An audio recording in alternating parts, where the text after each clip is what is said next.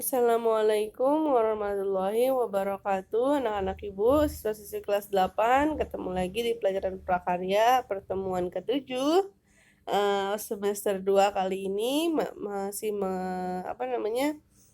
melanjutkan bab 2 tentang mengenal jenis-jenis penjernih air dari bahan alami. Mari kita awali kegiatan belajar kita dengan mengucap basmalah. Bismillahirrahmanirrahim. Disiapkan buku LKS-nya ya, dibuka bab 2-nya. Kita bahas tentang tahapan dalam penjernihan air. Jadi ini bisa menggunakan air sungai, air sumur, atau kalau kita air yang memang tidak jernih gitu ya, ketika posisi air tersebut dalam keadaan keruh gitu ya atau kecoklatan. Nah, tahap yang dilakukan yang pertama namanya penyaringan atau filtrasi, yaitu merupakan pemisahan antara padatan atau koloid dengan cairan. Proses penyaringan air melalui pengaliran air pada media butiran. Secara alami, penyaringan air terjadi pada permukaan yang mengalami peresapan pada lapisan tanah. Pada proses penyaringan, partikel besar dapat tersaring dengan pasir, akan tetapi bakteri dan bahan koloid yang berukuran lebih kecil tidak akan tersaring seluruhnya.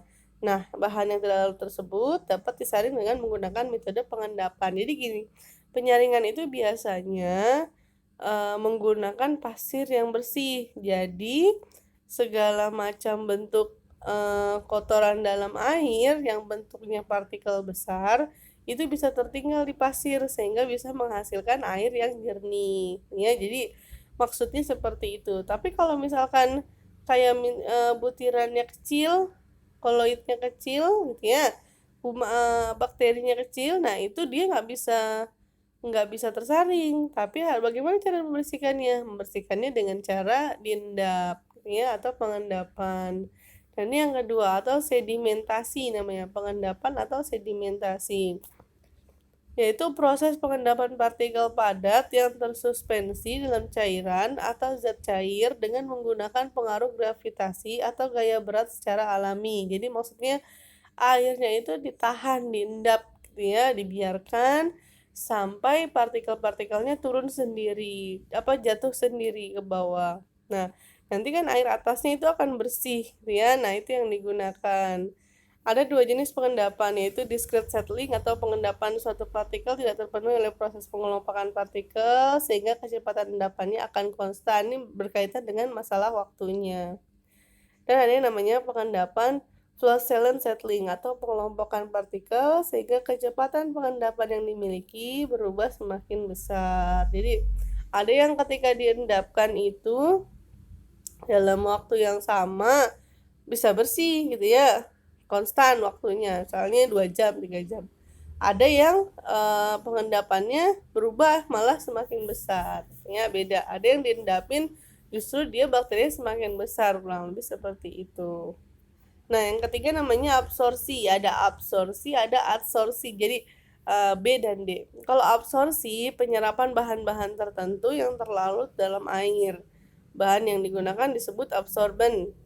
Yang biasa digunakan dalam proses penjernihan air adalah karbon aktif atau sejenis arang. Nanti ada susunannya ya, kenapa harus pakai arang, kenapa harus pakai pasir gitu ya. Dan yang keempat namanya adsorpsi atau proses penangkapan ion-ion yang terdapat dalam air yang biasa dipakai berupa zat resin atau zeolit. Nah, ini bahan atau alat yang digunakan secara alami. Bahannya yang pertama air sumur atau air sungai. Yang kedua batu kerikil untuk tadi penyaringan ya, filtrasi. Pasir juga untuk filtrasi dan pengendapan. Kemudian arang, ijuk, drum plastik untuk naruh semuanya gitu ya, gentong besar untuk menampung. Kemudian pompa air jika diperlukan, pipa bambu atau paralon, keran air, kasa nyamuk, dan lem paralon. Tekniknya dipotong, dilubangi, dilem, dan diikat. Prosedurnya, pertama kumpulin dulu bahan dan alat yang mau digunakan, lalu gambar skemanya, nanti ada gambarnya. Kemudian yang pertama, dibuat ember besar disimpan di atas meja dan dilubangi untuk tempat keran. Kayak yang buat sekarang cuci tangan tuh dibolongin. Lalu isi dengan lapisan batu, paling bawah itu batu kerikil. Kemudian sabut kelapa, kalau ada gitu ya. Yang ketiga kalau nggak ada bisa diganti dengan ijuk.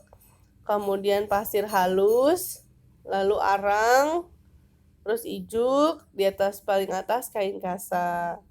Keran dihubungkan dengan selang ke ember yang letaknya lebih rendah. Jadi kerannya itu dialirkan ke ember yang di bawahnya. Ya, ember menampung kedua diletakkan lebih rendah.